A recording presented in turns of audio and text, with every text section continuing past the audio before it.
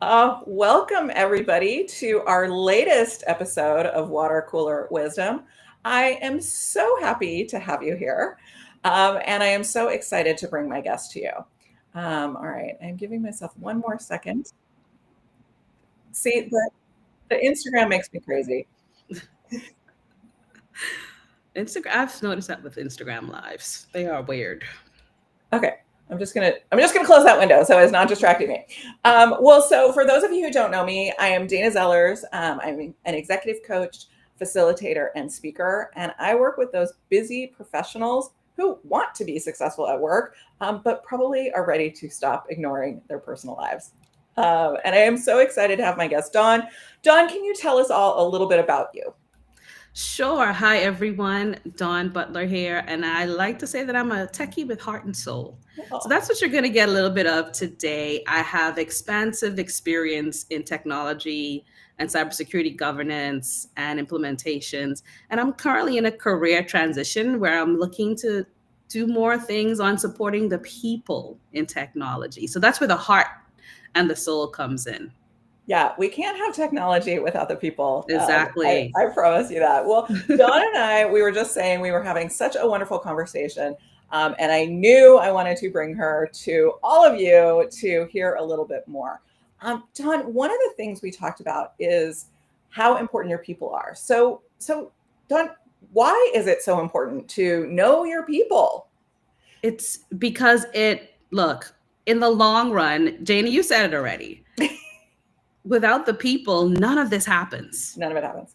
I mean, like none of it. And if we look at it from a practical side, in terms of retention and attrition and those things that impact what we call technology resilience or cyber resilience, it's really the people that's about.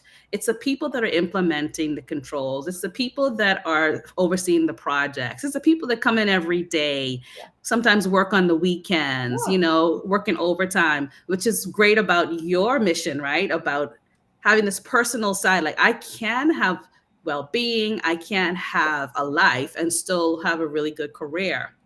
So that's why I think it's important because in my personal experience, I've managed twice. And the first time I didn't understand the value of getting to know my people. I mean, I sort of knew them, but I didn't dig in there. I was so much more about what do we have to get done? Yeah. Yeah, you because know? that's what people tell you need to be focusing on is getting Yes. the stuff done. And Yes. so as a new manager, I love that you're sharing that. I think so many people have that same experience because we are good at our roles and then Yes. suddenly we are put in a position where we're managing other people and we're kind of Hmm. told what we need to get done, but we're not necessarily assisted with how to get it done, right? Yes. And the thing is, as a manager, supervisor, leader, Yeah. you need those people to Yes. get your things done. Yes. So that's also the transition, right? Moving from everything comes from me to Mhm. how can I get things done through other people? Yeah. And that's where I believe the value of getting to know them comes in, right? So if you get to know your people a little bit more than just the surface level, you get to know more about their strengths. What Yeah. are their weaknesses, right? And one of the things I struggled with it in my first time managing was delegation. Mhm. That's common. And to properly delegate, you sort of need to know, not sort of, you need to know, like, Yeah. okay, I want to delegate this task to a person. What's their strengths? What's their weaknesses? Because if they have a skills gap or a Mhm. weakness, then I probably need to help them a little bit more, right, to accomplish that task. I think that we have to get done. So that's one of the bigger things that in my second stint as a Yeah. manager, really paid attention to, and it was proper delegation by really knowing my Yeah. people, knowing what they were good at, their skill sets, things like that. Yeah, I love that you're bringing up delegation because I do think, again, coming from being an independent contributor to moving into that role where your team is supporting you with those things, I think that we all have that adjustment period where don't we don't want to delegate. We either feel like we want to have control, which is part of the Yes. problem. Like we know Right, exactly right. how to do it. I think Yes. it takes more time to hand it off to other Yes. people. We're Yes. just not sure where people are at.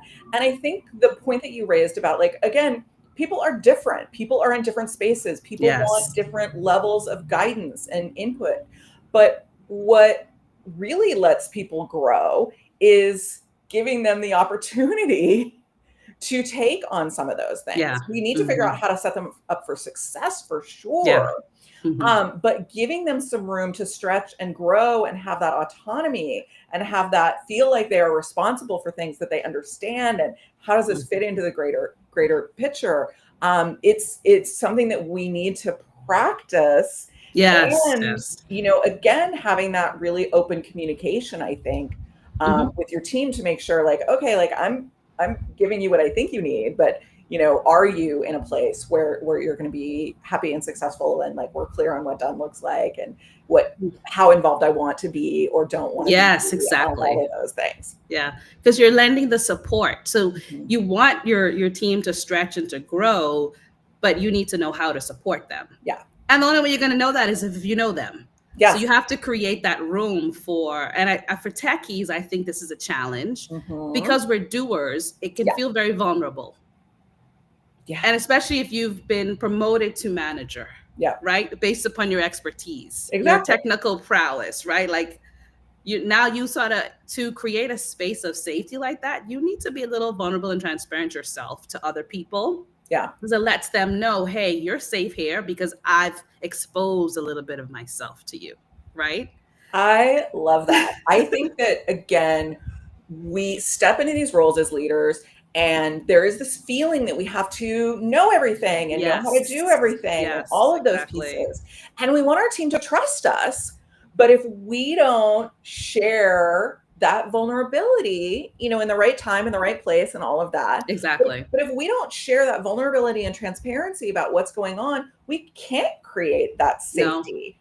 Yeah. So, we feel like we need to know everything, and the people on our team don't want to come to us if they're having a problem or a Yes. challenge or don't know Yes. something, because they only want to kind of present that version of their best selves as well. So true. Yeah, no, it's so important to creating that space. I love that you're raising that.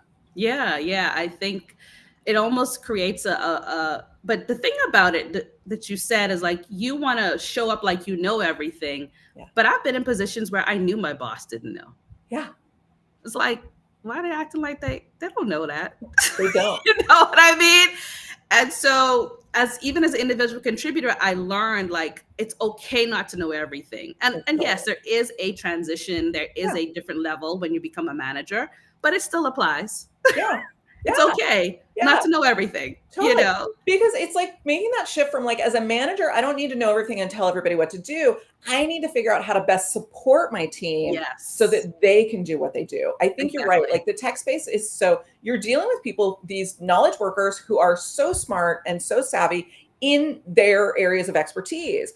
And Mhm. so as a manager, like, we can't know everything that all of our team knows. Impossible, We can't, especially in yeah, we tech and can't be on the cyber. day to day with them. We can't Yes. have all of those areas of expertise. And so, how do we figure out how to support them if we're not the knowledge, which is, again, like you said, that's what we're used to, that's where we're coming from, is that's our value, is what we Right. know and what we do. Yes. And so our value comes from someplace a little bit different, It right? does. It really does. And I would just want to share with everyone that I came across this it's a book, but it's a book of all of these Harvard Business Review articles Yeah. about strengthening your soft skills.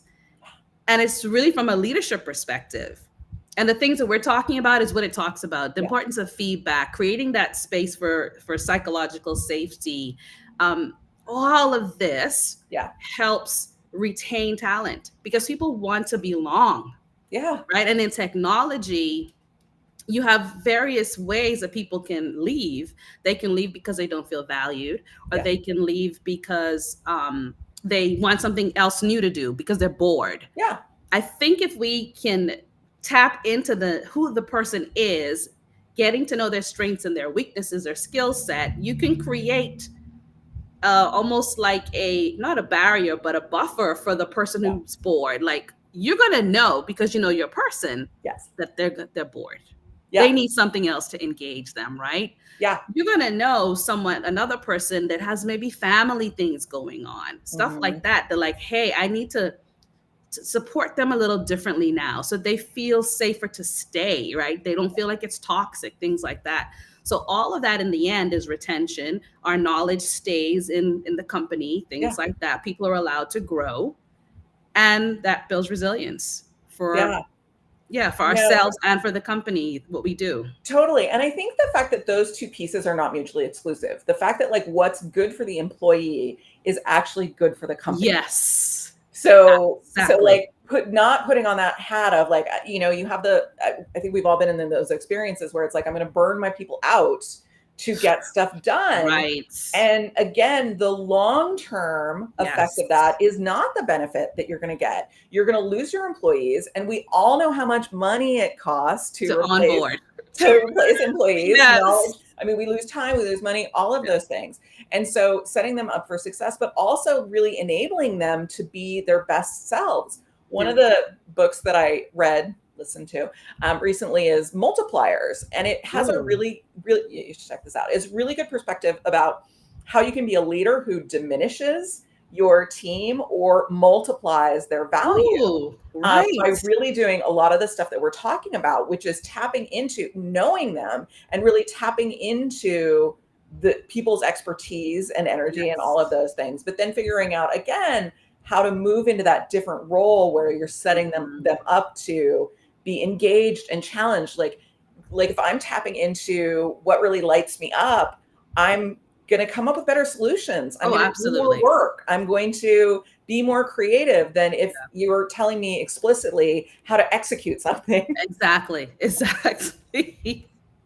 I'm happy that I didn't do that, Dana. I don't think the first time I managed. Yeah. I because I'm so independent worker, I let people, but I do know that there was more support, right, that I could have done. So that was a big lesson for me.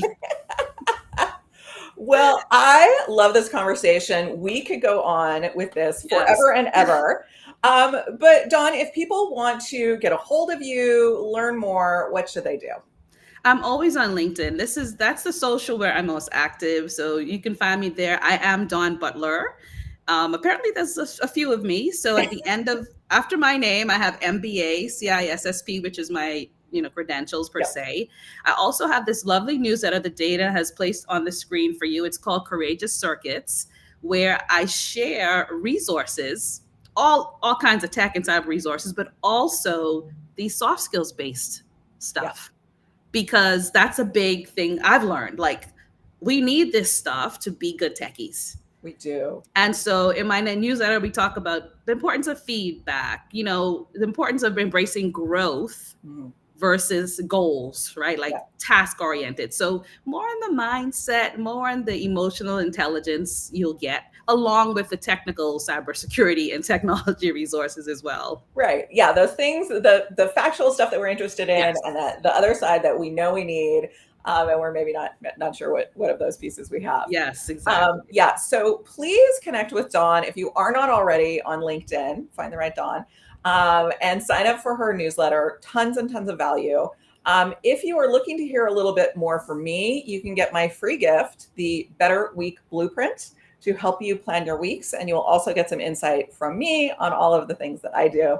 Again, I think that having people out here talking about some of these areas that we all want to be focusing more on is just going to help improve the lives of individuals and organizations. Yes. Thank you, Dana.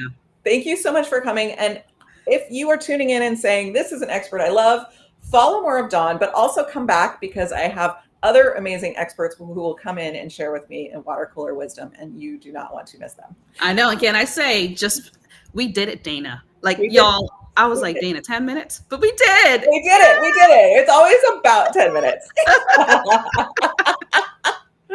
All right. Well, thank you all. Please tune in, and we'll talk to you all soon. Bye.